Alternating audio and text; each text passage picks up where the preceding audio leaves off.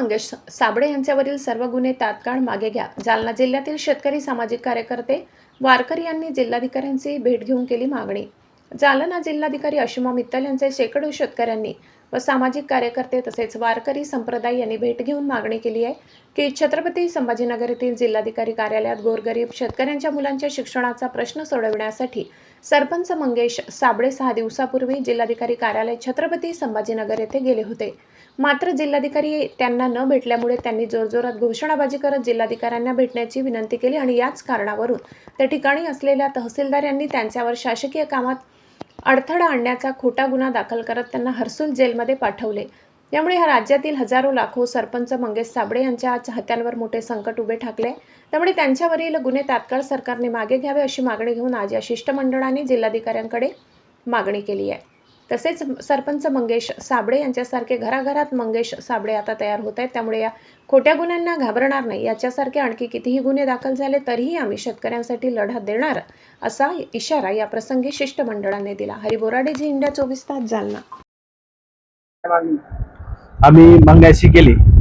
सरपंच मंगेश साबळे हे गेल्या 5-6 दिवशी त्यांनी आंदोलन केलं, कारण त्याचं म्हणणं प्रशासनानं, कलेक्टरनं ऐकून नव्हतं घेतलं. त्याच्यामुळे ते खाली येऊन ज्या समजा एक मोठ्या आवाजात बोलले, परंतु शासनानं एवढे गंभीर गुन्हे दाखल केले, त्याच्यावर 353 केले. 353च्या नुसार असे 5 दिवस PCR मागण्याचे असे गुन्हे दाखल करून टाकले यांनी.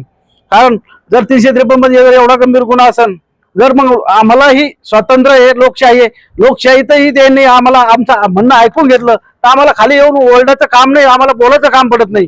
कारण शासनाचे प्रतिनिधी आहे, शासनाला याला चोप द्यायला पाहिजे, प्रशासनाला चोप द्यायला पाहिजे. कारण आज जर लोकशाही जर अशी मोडत आली तर उद्याच्या भविष्याच्या असे सरपंच मंगेश साबळे सारखे कोणीही पुढे उभे राहणार नाही आणि उद्या लोकशाही मोडीत निघेल. आता काय मागणी? आता एवढीच मागणी, त्याच्यावर जे गंभीर स्वरूपाचे गुन्हे ते तात्काळ शासनाने मागे घ्यावे ही ते आम्ही विनंती करायला कलेक्टर मॅडमला केली. आज तुम्ही कलेक्टर मॅडमची भेट घेतली, काय मागणी? जे छत्रपती संभाजीनगर येथील सरपंचावर फुलंब्री तालुक्यातील आपले मंगेश साबळे यांच्यावर जे गुन्हा दाखल केला ते लोकशाही मार्गाने मॅडमला भेटलेत. मॅडमला विनंती करत होते की त्यांचा जो आहे त्यांच्या कामानिमित्त गेले की बाबा त्या शिक्षकांना हे नको म्हणून, BLO म्हणून नको, आणि त्यांनी गुन्हा दाखल केला.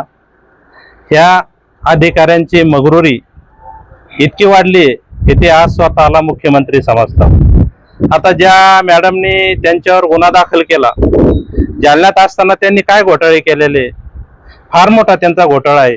आमची तर मागणी आता यापुढे आज आम्ही थोडे याच्यानंतर मोठं होईल की त्यांच्यावर ईडीची चौकशी झालीच पाहिजे. जे अधिकारी खूप यांच्याकडे पैसा झालेला आहे आणि त्या पैशाची मस्ती यांना आलेली आहे म्हणून हे अधिकारी करतात. मी जालन्याचं उदाहरण देतो. जालन्याच्या कलेक्टर मॅडम यांनी 2 दिवस भेटायचा वेळ दिला आणि त्या 2 दिवस त्या कधी मिटिंगला असतात, कधी मुंबईला असतात. मग सामान्य जनतेला भेटायचं कोणाला? जर जालन्याचे जिल्हाधिकारी जर न्यायाच्या मागणीसाठी आपण जर गेलो ते जर हजर राहत नसेल तर मग भेटायचं कोणाला? आणि जालन्याचे शिव असतील यांच्याकडे जर गेलो, थोडं मोठ्या आवाजात बी जर बोललं की लगेच पोलीसवाले गराडा घालतात आणि धावशा देतात. हा प्रकार खूप सुरू झालेला आहे आणि याबद्दल येणाऱ्या काळात आम्ही आवाजच उठवणार. आणि हे जे 353 करतात, अजून ते 353 अ ब क ड काही बी असले तर आम्ही गुन्हे शेतकऱ्यांसाठी आणि आंदोलकासाठी आम्ही केव्हाही झेलायला तयार आहे. एवढंच या निमित्तानं मी सांगतो आणि यापुढं तीव्र आंदोलन होईल एवढं सांगतो.